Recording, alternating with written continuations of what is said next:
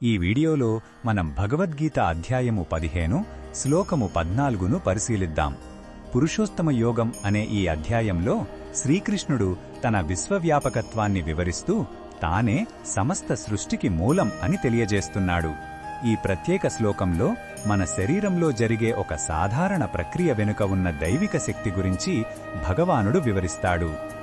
మొదటగా ఈ పవిత్ర శ్లోకాన్ని భక్తితో విందాం. అహం వైశ్వానరో భూత్వా ప్రాణినాం దేహమాశ్రితః ప్రాణాపాన సమాయుక్తః పచామ్యన్నం చతుర్విధం.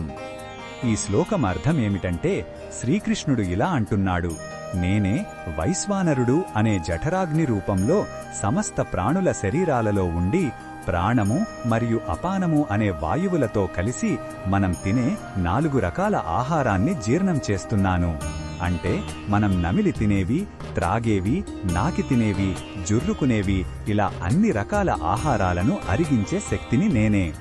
జీర్ణక్రియ కేవలం ఒక జీవరసాయనిక ప్రక్రియ మాత్రమే కాదు, అది తన దివ్య శక్తి యొక్క ప్రమేయంతోనే జరుగుతోందని భగవానుడు స్పష్టం చేస్తున్నాడు. ఈ శ్లోకంలో ఉన్న భావం మనకు ఏమి చెప్తుందంటే, భగవంతుడు ఎక్కడో దూరంగా లేడు, మనలోనే మనకు అత్యంత సమీపంగా ఉన్నాడని గుర్తుచేస్తుంది.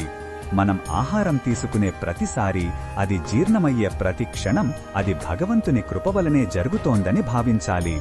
మన శరీరం ఒక దేవాలయం లాంటిది, అందులో జీర్ణశక్తి రూపంలో భగవంతుడే ఉన్నాడు అనే వినయపూర్వకమైన భావన మనలో కలుగుతుంది. ఈ బోధనను మన దైనందిన జీవితంలో ఎలా ఉపయోగించుకోవచ్చంటే, భోజనం చేసే ముందు ఒక్క క్షణం ఆగి ఈ ఆహారాన్ని జీర్ణం చెయ్యబోయే పరమాత్మకు కృతజ్ఞతలు చెప్పుకోవాలి. ఆహారాన్ని ఒక పవిత్రమైన ప్రసాదంగా స్వీకరించాలి. ఇలా చెయ్యడం వల్ల ఆహారం పట్ల మనకు గౌరవం పెరిగి సాత్వికమైన ఆహారం తీసుకోవడానికి ప్రేరణ కలుగుతుంది.